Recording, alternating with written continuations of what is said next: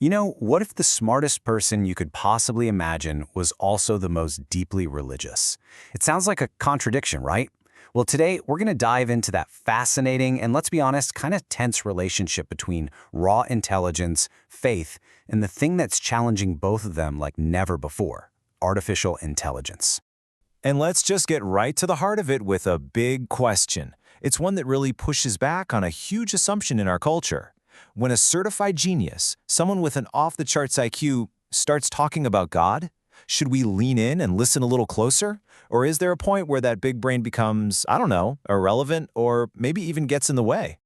To make this real, let's talk about someone like Kim Young Hoon. This is a guy known for having an exceptionally high IQ, and at the same time, he's very public about his deeply held Christian faith. Now, for a lot of people, that just doesn't compute. It feels like a puzzle that needs to be solved. But what if it isn't a puzzle at all? What if it's actually a signpost, pointing us toward a much deeper question about what intelligence is really for? Okay, but before we can even get close to the big questions about faith and God, we have to pull back the curtain on the very tool we use to measure brilliance in the first place. What exactly is an IQ test? What is that number really telling us about a person? The guy who's probably the biggest modern critic of the IQ test, Harvard psychologist Howard Gardner, he puts it so clearly. He's the mind behind the theory of multiple intelligences, and his whole point is that, look, IQ was only ever designed to do one very specific, very narrow job. It was never, ever meant to be the final word on who a person is. So if IQ is just one little slice of the pie, what are the other pieces? And more importantly, are they bigger pieces?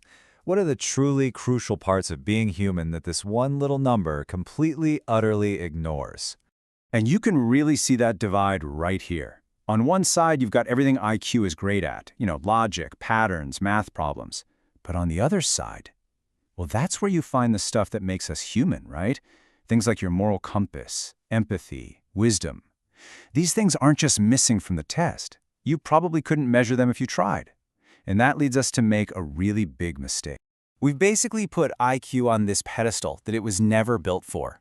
It's like the clinical psychologist Jordan Peterson says, we've started asking our intellect to answer questions about meaning and value, but that's wisdom's job. And when you try to make one do the work of the other, you just end up failing at both.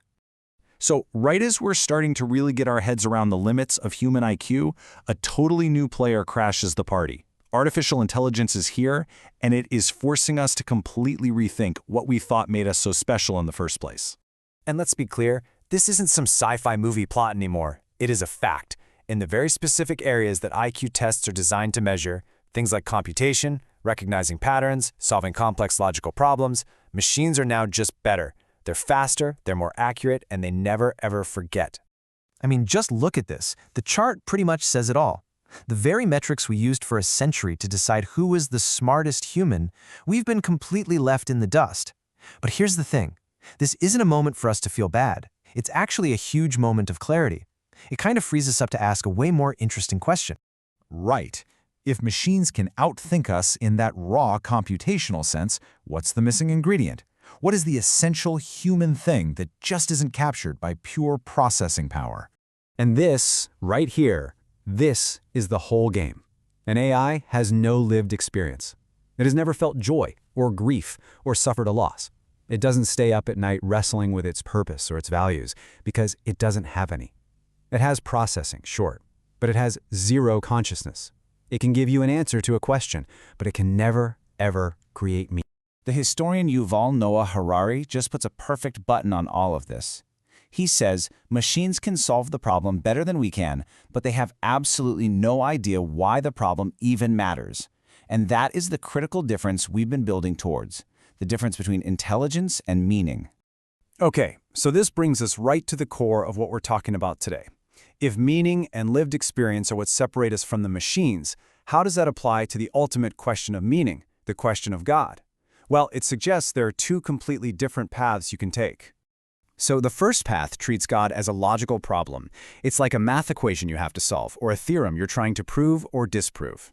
Your tools are arguments, reason, logic. God is an idea that you hold in your head. But then there's this other path, and it is totally different. It doesn't approach God as an idea to be figured out, but as a reality to be experienced. The goal isn't to prove something in your mind. It's to have a relationship with something that involves your entire being, something that doesn't just change your ideas, but changes your life. You know, the 16th century mystic Teresa of Avila said it perfectly. You can have the most brilliant, sophisticated idea about God, and your life can stay exactly the same. But a real encounter, she says, well, that changes everything. And this is the great paradox, isn't it?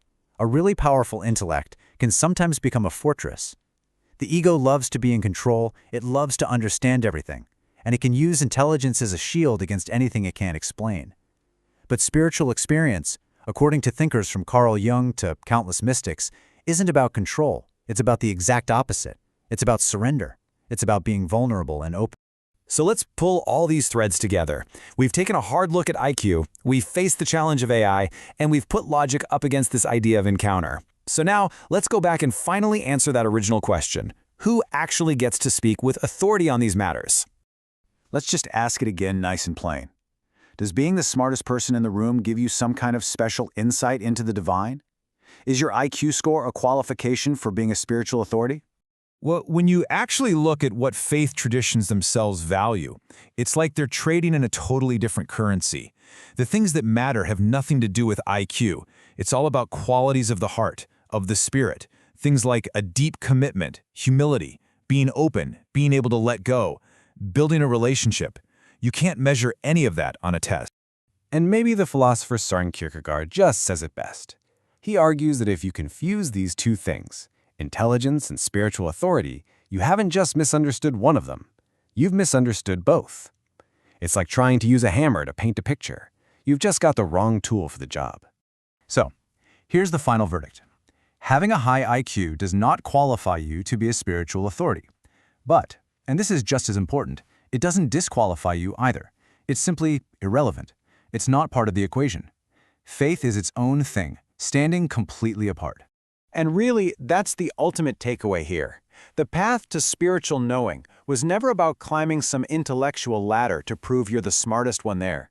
It's about having the courage and the humility to just open a door inside yourself.